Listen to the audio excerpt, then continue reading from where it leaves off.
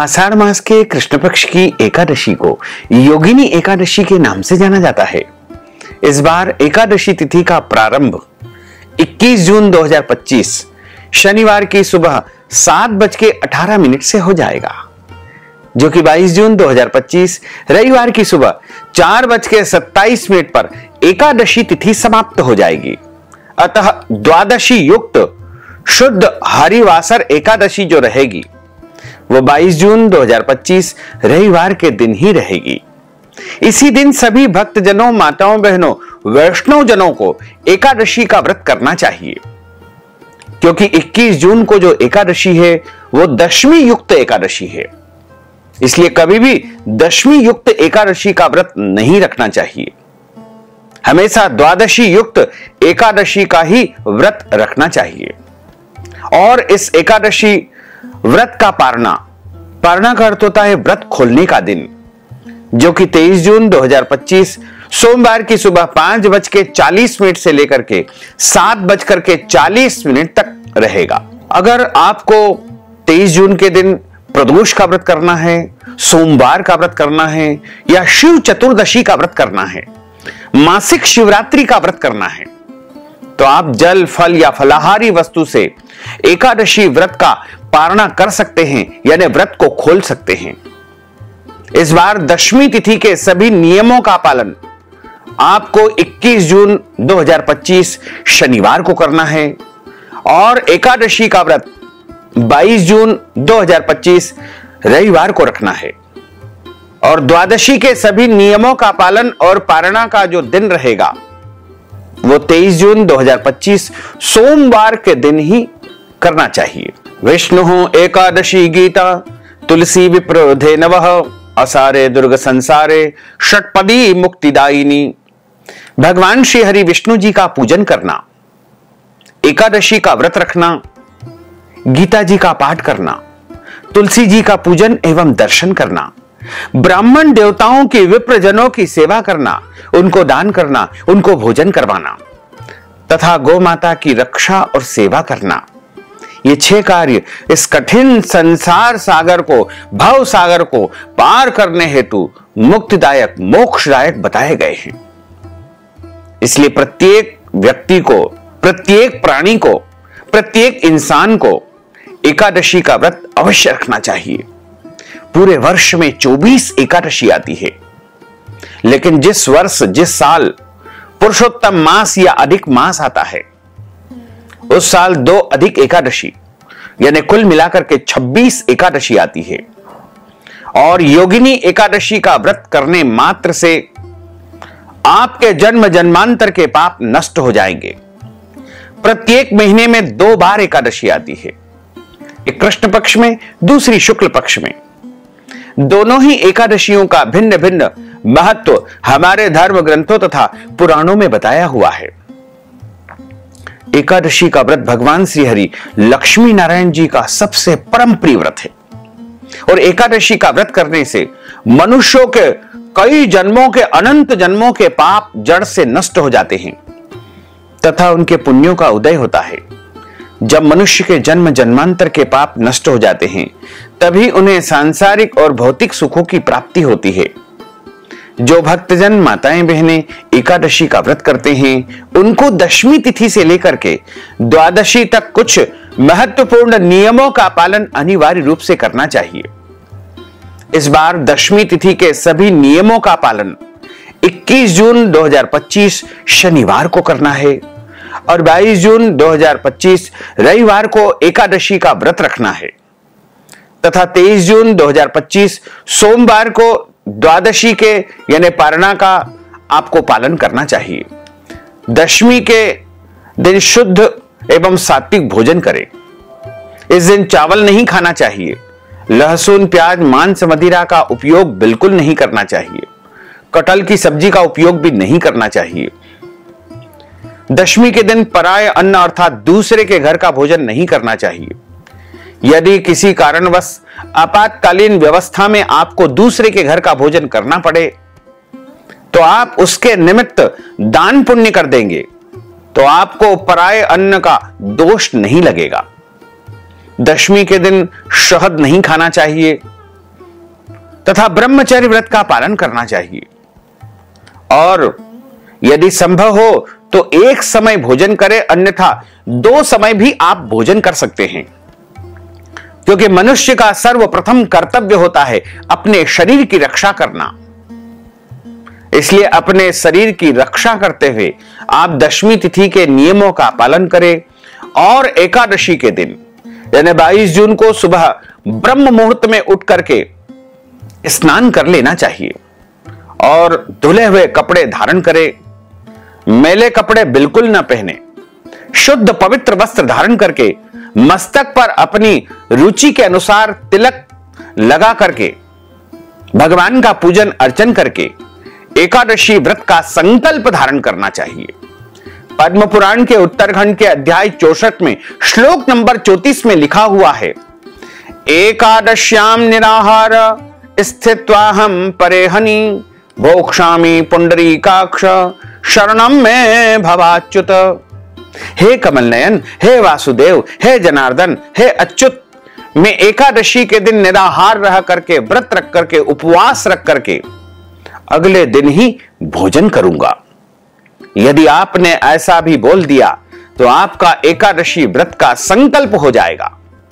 और यदि आपके घर में संकल्प करने की व्यवस्था है तो आप अपने देवघर में, पूजा घर में या पूर्व दिशा अथवा उत्तर दिशा की तरफ मुंह करके आसन पर बैठ करके अपने सामने शुद्ध घी का या तिल के तेल का दीपक प्रज्वलित करें और एक थाली में रोली, चंदन, कुमकुम, अक्षत यानी चावल के स्थान पर जौ या तिल रख ले।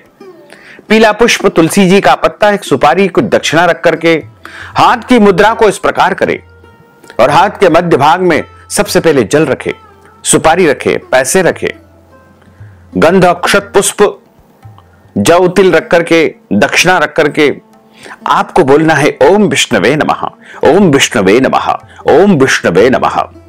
ओम तिथिर विष्णु स्थावारो नक्षत्रम विष्णुरेव च योगश्च करणम विष्णु सर्वम विष्णुमयं जगत्।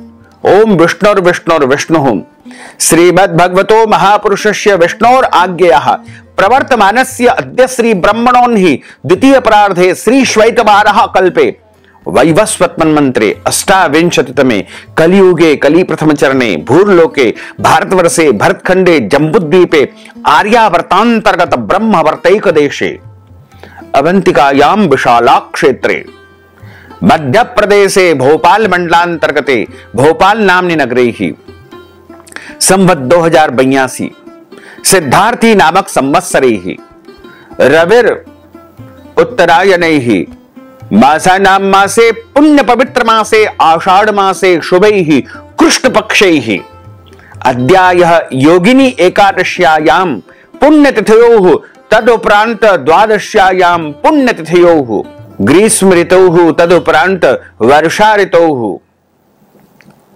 अद्य दिवसैः रविवासरान्वितायां भरणी दिवस नक्षत्रैः मेष राशिस्ते श्री चंद्रैः मिथुन राशिस्ते श्री सूर्यैः मिथुन राशिस्ते श्री देवराज गुरु शेषेषु ग्रहेषु यथा यथम राशि स्थान स्थित सत्सु एवं ग्रह गुण गण विशेषण विशिष्टायाम शुभ पुण्य तिथौः। आप सभी बोलिएगा मम आत्मनः। अपने नाम और गोत्र का यहां पर उच्चारण करेंगे। यदि आपको अपना गोत्र याद नहीं है तो ब्रह्म गोत्र अथवा कश्यप गोत्र का आप उच्चारण कर सकते हैं।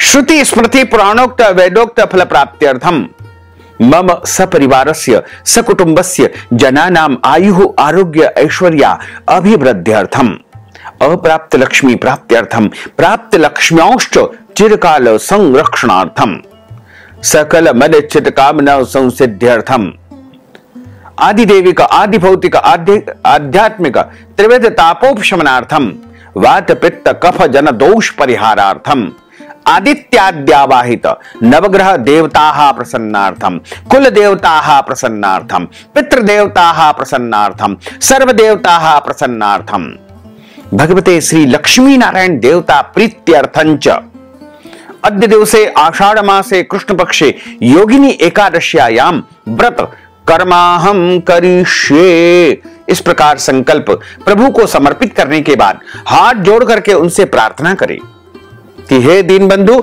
हे दीनानाथ, हे करुणा निधान, हे दया के सागर, हे नारायण, आज मैं योगिनी एकादशी का व्रत करने जा रहा हूं या करने जा रही हूं। मेरे द्वारा पूरे नियमों का पालन करते हुए विधि विधान से एकादशी का व्रत किया जाएगा। यदि जाने अनजाने में कोई भी गलती हो जाए, त्रुटि हो जाए, तो मुझे अबोध बालक जान करके, यानी छोटा बच्चा जान करके आप क्षमा दान अवश्य ही प्रदान कर देना। इस प्रकार प्रभु से निवेदन करेंगे तो निश्चय ही आपकी जो गलतियां होगी, आपकी जो त्रुटियां होगी, उनको प्रभु क्षमा कर देंगे। जैसे ही संकल्प होगा आपका व्रत आरंभ हो जाएगा। अपने गुरुजनों को, पूज्य पुरुषों को, देवी देवताओं को नमन करे, माता पिता को प्रणाम करे, तुलसी जी का पूजन अर्चन करे। कई लोग कहते हैं कि एकादशी के दिन तुलसी नहीं तोड़ना चाहिए, लेकिन हम आपको बता दें कि इस बार रविवार को एकादशी होने से रविवार के दिन तुलसी तोड़ना वर्जित माना गया है। इसलिए आप एक दिन पहले ही तुलसी जी के पत्ते तोड़ करके रख लीजिएगा। तुलसी जी कभी भी बासी नहीं होती है, तुलसी जी कभी भी पुरानी नहीं होती है। तुलसी जी को बार बार धोकर आप उपयोग कर सकते हैं। यहां तक कि तुलसी जी की सूखी डंडी या तुलसी जी का चूर्ण भी आप उपयोग कर सकते हैं। तुलसी जी का पूजन अर्चन करें, तुलसी जी में जल अर्पण करें, गौ माता का पूजन अर्चन करें तथा इस दिन किसी को भी अन्न का सेवन बिल्कुल नहीं करना चाहिए। केवल और केवल फलाहार करें।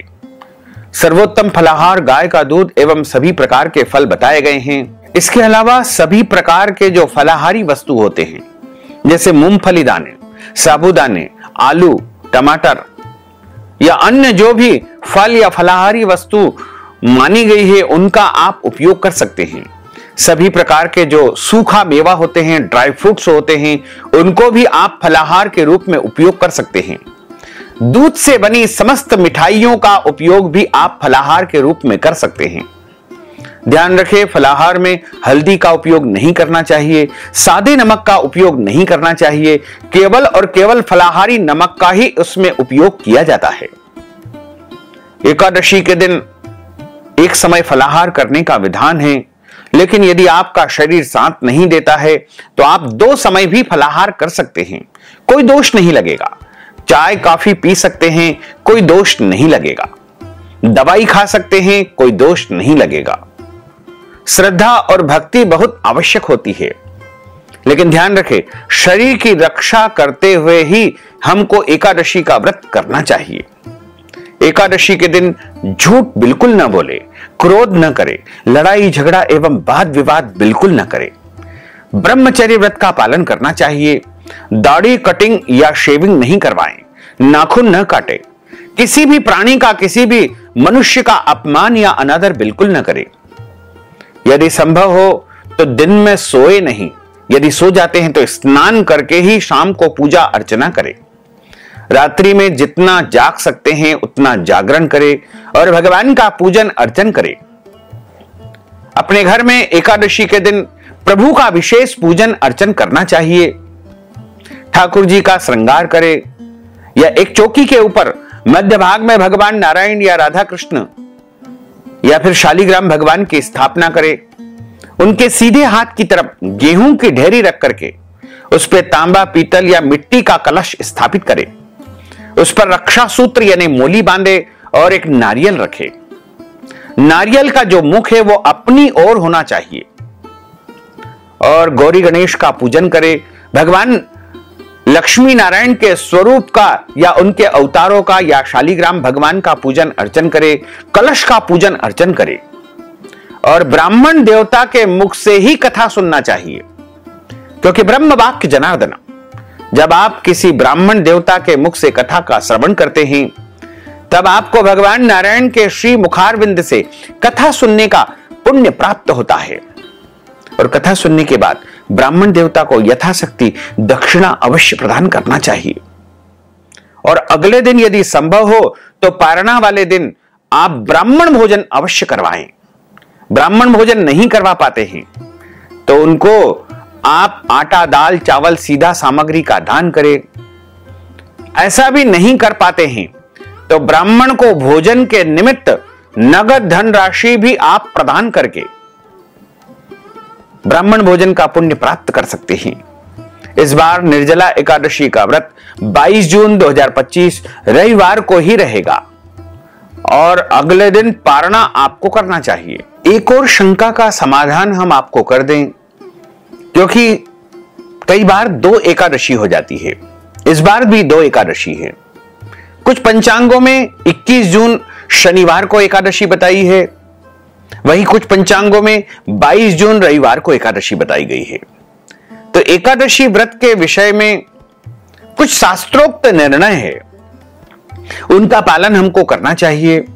विष्णु पंचक नामक ग्रंथ में जो नियम बताए गए हैं उसमें लिखा हुआ है कि एकादशी 2 प्रकार की होती है। एक होती है संपूर्णा, दूसरी होती है विद्धा। संपूर्णा का अर्थ होता है जिस तिथि में केवल एकादशी ही तिथि होती है, अन्य किसी तिथि का उसमें मिश्रण नहीं होता है, उसे संपूर्ण एकादशी कहते हैं। और उसके बाद विद्या एकादशी 2 प्रकार की होती है। एक होती है पूर्व विद्या, दूसरी होती है पराविद्या। दशमी मिश्रित एकादशी को पूर्व विद्या एकादशी कहते हैं। यदि एकादशी के दिन अरुणोदय काल में यानी सूर्योदय के समय सूरज निकलने से 1 घंटा 36 मिनट पहले यदि दशमी का नाम मात्र अंश भी रह गया है तो ऐसी एकादशी पूर्व विद्या दोष से दोष युक्त होने के कारण वर्जित मानी गई है। यह एकादशी राक्षसों का बल बढ़ाने वाली एकादशी है। यह एकादशी पुण्यों का नाश करने वाली एकादशी है। पद्म पुराण में लिखा हुआ है कि वासरम दशमी विदम दैत्या नाम पुष्टिवर्धनम मदीयम नास्ति संदेह सत्यम सत्यम पितामह। दशमी मिश्रित एकादशी राक्षसों का यानी दैत्यों का बल बढ़ाने वाली एकादशी है, इसमें कोई संदेह नहीं है। पराविद्या जो एकादशी होती है वो द्वादशी मिश्रित एकादशी को पराविद्या एकादशी कहा जाता है। द्वादशी मिश्रिता ग्राह्य सर्वत्र एकादशी तिथि है, यानी द्वादशी मिश्रित एकादशी सर्वदा ही ग्रहण करने योग्य है। इसलिए भक्त जनों को पराविद्या एकादशी का व्रत करना चाहिए और ऐसी एकादशी का पालन करने से भक्ति में वृद्धि होती है। दशमी मिश्रित एकादशी का व्रत करने से पुण्य का क्षय होता है। एकादशी व्रत के विषय में पद्म पुराण में एक प्रसंग आता है कि जब भगवान वाराह और हिरण्याक्ष का युद्ध चल रहा था, तब भगवान नारायण के बार बार प्रयास करने पर भी हिरण्याक्ष नहीं मर रहा था।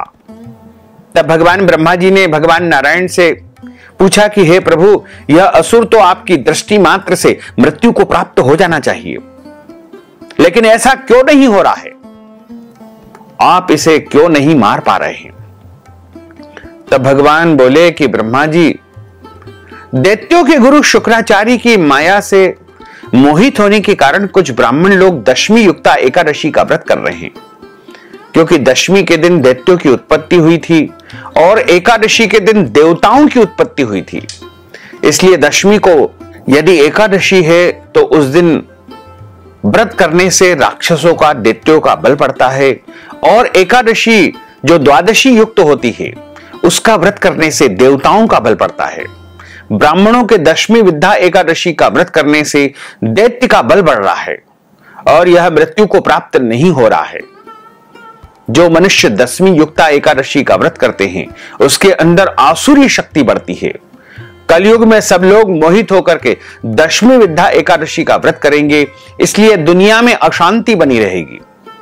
जब सीता जी को लक्ष्मण जी वाल्मीकि ऋषि के आश्रम में छोड़ करके आए थे, तब सीता जी ने महर्षि वाल्मीकि से प्रश्न किया था कि हे गुरुवर, मैंने अपने जीवन में कभी भी कोई गलत कर्म, पाप कर्म नहीं किया है, पतिव्रता रही, पति की सेवा की, फिर भी मेरे जीवन में इतने सारे कष्ट क्यों आए?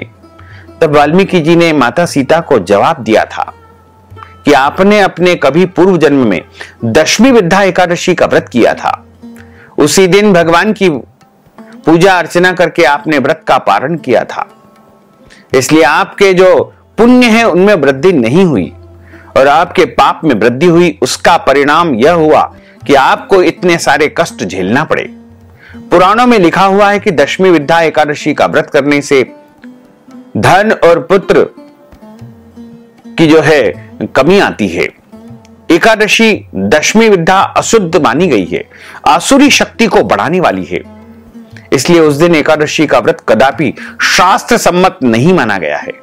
पुराणों में स्पष्ट मत मिलता है कि अगर दशमी विद्या एकादशी हो और दूसरे दिन सूर्योदय से पहले ही एकादशी समाप्त हो जाए तो द्वादशी के दिन ही एकादशी का व्रत करके त्रयोदशी तिथि में एकादशी व्रत का पारणा करना चाहिए। इसलिए इस बार जो शुद्ध एकादशी रहेगी, द्वादशी युक्त एकादशी रहेगी, हरिवासर युक्त जो एकादशी रहेगी, वो केवल और केवल 22 जून 2025 रविवार के दिन ही रहेगी। इसलिए हमारा आग्रह है कि सभी भक्तजन, माताएं, बहनें और जो भी एकादशी का व्रत करते हैं, 11 का व्रत करते हैं, उन सभी को 22 जून 2025 रविवार के दिन ही एकादशी का व्रत रखना चाहिए। तो भक्तजनों, माताओं, बहनों, आप सभी से अनुरोध है कि इस ज्ञानवर्धक वीडियो को अधिक से अधिक लोगों को शेयर करिएगा, लाइक करिएगा, कमेंट करिएगा और यदि अभी तक आपने सब्सक्राइब नहीं किया है तो अभी और इसी समय सब्सक्राइब कर लीजिए ताकि इसी प्रकार की ज्ञानवर्धक वीडियो आपको सबसे पहले प्राप्त हो सके। आपको और आपके पूरे परिवार को सादर जय श्री कृष्ण, सादर धन्यवाद।